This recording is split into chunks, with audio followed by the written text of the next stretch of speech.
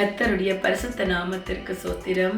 புதிய நாளை கூட்டி கொடுத்த தேவனுக்கு நன்றி கூறி நீங்க எல்லாரும் தேவனுக்குள்ள மன மகிழ்ச்சியா சந்தோஷமா இருப்பீங்கன்னு நான் விசுவாசிக்கிறேன். ஆண்டவருடைய வார்த்தை இன்று உங்களிடம் கடந்து வருகிறது. யோவான் 3ஆம் அதிகாரம் 19ஆம் வசனம். ஒளியானது உலகத்திலே வந்திருந்தும் மனுஷருடைய கிரியைகள் பொல்லாதவைகளாய் இருந்தபடியால் அவர்கள் ஒளியை பார்க்கிலும் இருளை விரும்புகிறதே அந்த ஆக்கினை தீர்ப்புக்கு காரணமாய் இருக்கிறது. என் அன்பான சகோதர சகோதரிகளே, ஆண்டவருடைய வார்த்தை எங்களிடம் கடந்து வருகிறது. வெளிச்சம் யாரு? அந்த ஒளி யாரு? எங்களுடைய இயேசப்பா தான். அவருடைய பாதையில் வருகிறவர்களுக்கு நிச்சயமாக விடுதலை உண்டு. அவரே வெளிச்சமாய் இருக்கிறார். வேதத்தை நீங்கள் வாசிக்கும் போது, அவருடைய வழியில் நடந்து வரும்போது, ஜெபத்தில் நிலை நிற்கும் போது அவர் உங்களுக்கு விடுதலை கொடுக்கிறவராய் இருக்கிறார். இன்று அநேக ஜனங்கள் சிறையிருப்பான வாழ்க்கைகளை வாழுறீங்க, ஒரு விடுதலைக்காக காத்திருக்கிறீங்க. ஆனா இன்றைக்கு ஆண்டவர் உங்களோட பேச விரும்புகிறார். இந்த வார்த்தைகளை கேட்டு அவருடைய வழியில வரும்போது நீங்கள் நிச்சயமாக விடுதலை பெற்றுக்கொள்வீர்கள். உங்கள் சிறையிருப்புகள் மாறும். ஏசப்பாவே விடுதலை கொடுக்கிறவர். அதனால யோவான் 3ஆம் அதிகாரத்துல 16 இருந்து 20 வரையும் நாங்க வாசிப்போம். தேவன் தம்முடைய ஒரே பேரான குமாரனை விசுவாசிக்கிற எவனோ அவன் கெட்டு போகாமல் நித்திய ஜீவனை அடையும் படிக்கு அவரை தந்தருளி இவ்வளவாய் உலகத்தில் அன்பு கொண்டார். உலகத்தை ஆக்கினைக்குள்ளாக தீர்க்கும்படி தேவன் தம்முடைய குமாரனை உலகத்தில் அனுப்பாமல் அவராலே உலகம் ரட்சிக்கப்படுவதற்காகவே அவரை அனுப்பினார். அவரை விசுவாசிக்கிறவன் ஆக்கினைக்குள்ளாக தீர்க்கப்படான். விசுவாசியாத அவருடைய ஒரே பேரான குமாரனுடைய நாமத்தில் விசுவாசம் உள்ளவனாய் இராதபடியால் அவன் ஆக்கினைக்கு தீர்ப்புக்குட்பட்டாயிற்று.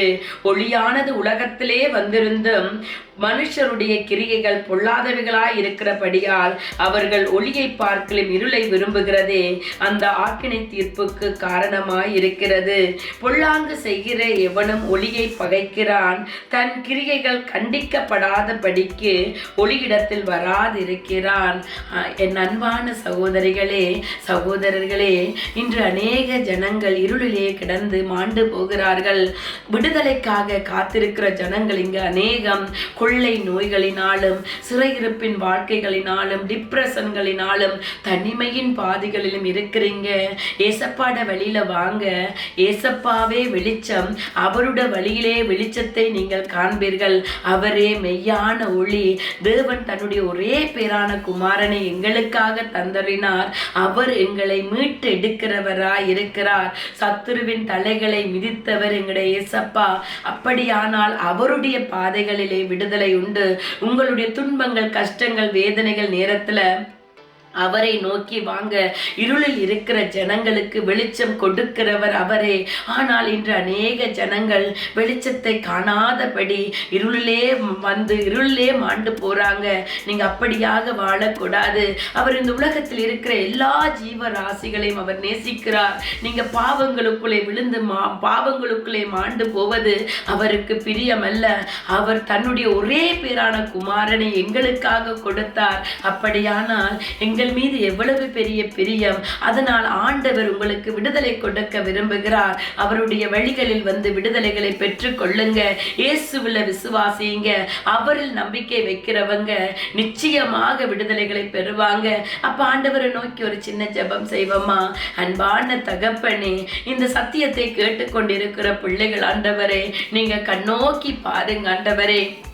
யாரெல்லாம் சிறையிருப்பான வாழ்க்கைகளை வாழுகிறார்களோ, ஒரு விடுதலைக்காக காத்திருக்கிறார்களோ, இயேசுவின் நாமத்தினாலே விடுதலை கடந்து போவதாக. இருளில் இருக்கிற ஜனங்கள் வெளிச்சத்தை காண்பார்களாக. ஆண்டவருடைய சத்தியம் கடந்து போயிருக்கிறபடியினால் அந்த ஒளி ஏசப்பா என்று உணர்ந்து கொண்டு உமது பாதையில் நடந்து வர உதவி செய்யுங்க ஆண்டவரே. உமது பாதையில் வருவது இடுக்கனான பாதை. ஆனால் ஜனங்கள் அந்த பாதையில் நடந்து வராமல் இல்லாமல் வழி தப்பி வழிமாறி போகிறதை காண்கிறீங்க.